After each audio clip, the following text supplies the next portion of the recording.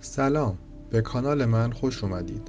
تو این ویدیو میخوام شما رو با یوگا بیشتر آشنا کنم و بگم چجوری میشه توی خونه یوگا کار کرد. پس اگر ویدیو رو دوست داشتید لطفاً لایک کنید و برای دوستاتون هم بفرستید.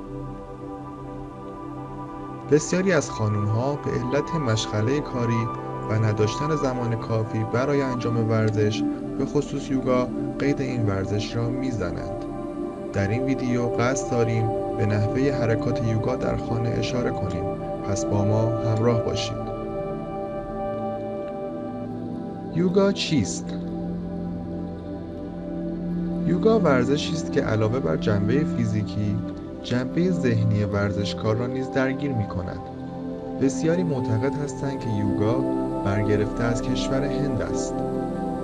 اگر نگاهی به معنی سانسکریت داشته باشیم، متوجه خواهیم شد که یوگا به معنی یگانگی و یکپارچگی است. یوگ یا یوگا در زبان فارسی نیز معنی مشابهی دارد. برای انجام یوگا شما نیاز به هیچ وسیله خاصی به جز یک مت که میتواند یک زیرانداز هم باشد ندارید. به همین دلیل است که یوگا در خانه این روزها به عنوان یک ورزش پرطرفدار هر روز بیشتر و بیشتر معروف می شود. برای یوگا در خانه چه باید دانست؟ آنچه که امروز در مورد یوگا خواهید دید همگی برگرفته از تجربیات ورزشکاران و همچنین حرفه‌ای‌های یوگاست که روزی یوگا را در خانه تجربه کردند و اکنون به عنوان مربی فعالیت دارند. بیشتر این افراد در مورد یوگا معتقد هستند که یوگا در خانه را اگر به عنوان یک فعالیت روزانه در نظر بگیرید و تلاش زیادی به خرج دهید، مسلماً در آن موفق خواهید شد. با یوگا نه تنها بدون صرف هزینه زیاد ورزش می‌کنید، بلکه ذهن و روان خودتان را برای رویارویی با مشکلات خانوادگی و همچنین مشکلات بیرون از خانه آماده می‌کنید.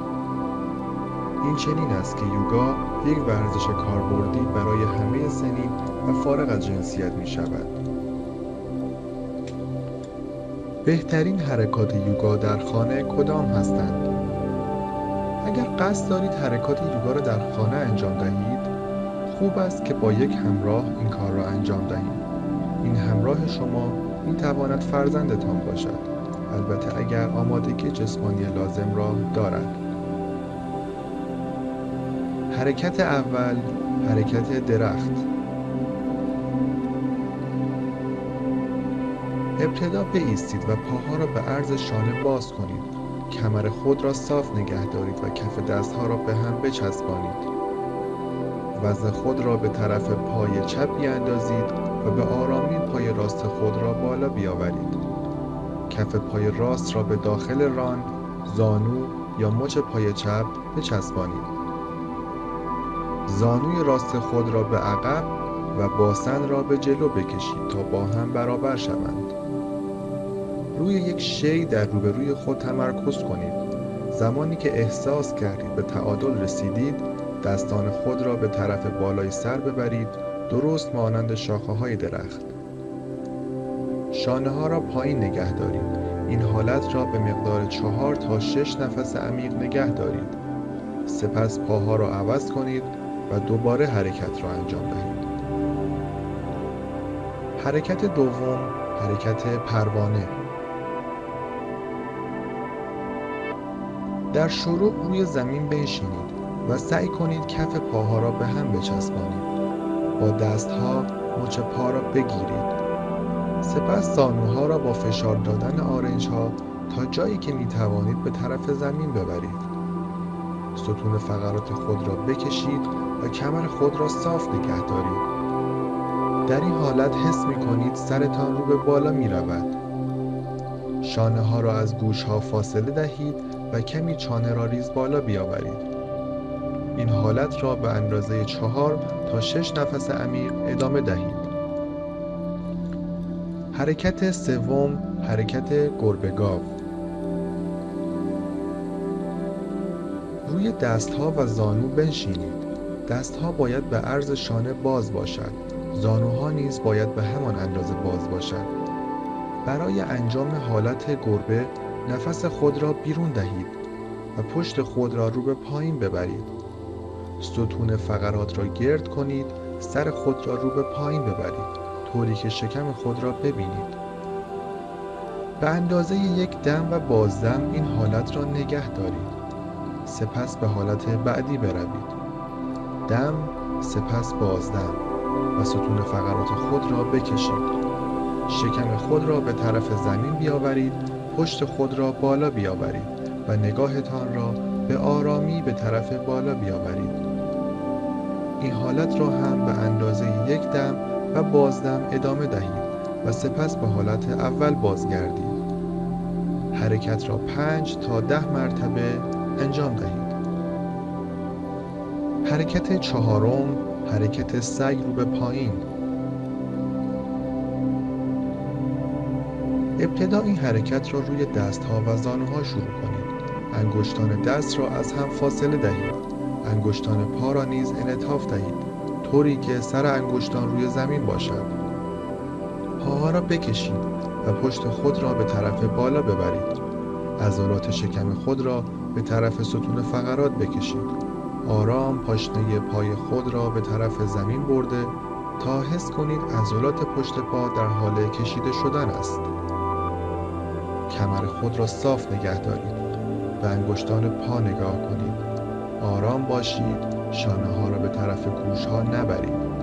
این حالت را به مدت 6 نفس عمیق نگه دارید. حرکت پنجم، حرکت صندلی. در ابتدا بایستید و پاها را به عرض باسن باز کنید. دستها را نیز در کنار بدن خود قرار دهید. زانوها را خم کنید و باسن را به طرف عقب ببرید طوری که انگار می‌خواهید بنشینید. زانوها را پشت انگشتان پا نگه دارید. در یک زمان هر دو دست را در کنار گوشها بالا ببرید. سینه خود را بالا نگه داشته عضلات شکم، ران و باسن را منقبض کنید تا بتوانید تعادل خود را حفظ کنید. این حالت را به اندازه 4 تا 6 نفس عمیق نگه دارید. حرکت ششم، حرکت مالاسانا. حرکت را با باز کردن پاها بیشتر از عرض رانها شروع کنید و انگشتان پا را به آرامی به طرف خارج بدن بچرخانید. نگاه خود را به سمت جلو نگه دارید و همینطور که باسن خود را به طرف عقب و پایین میبرید، درست مثل اینکه میخواهید روی صندلی بنشینید، ستون فقرات را صاف نگه دارید. هدف این است که بدون خم کردن ستون فقرات باسن را تا جایی که ممکن است پایین بیاورید. اگر بدون اینکه پاشنه‌های پا را بالا بیاورید نمیتوانید پایین بیایید، یک حوله یا پتو را لوله کنید و زیر پاشنه‌ها قرار دهید. دستها را وسط قفسه سینه روی هم بگذارید و با آرنج‌ها به طرف داخل زانوها فشار بیاورید. رانها را بیشتر باز کنید. ممنون از اینکه توی این ویدیو همراه ما بودید. اگر ویدیو رو دوست داشتید لایک کنید و برای دوستاتون هم بفرستید.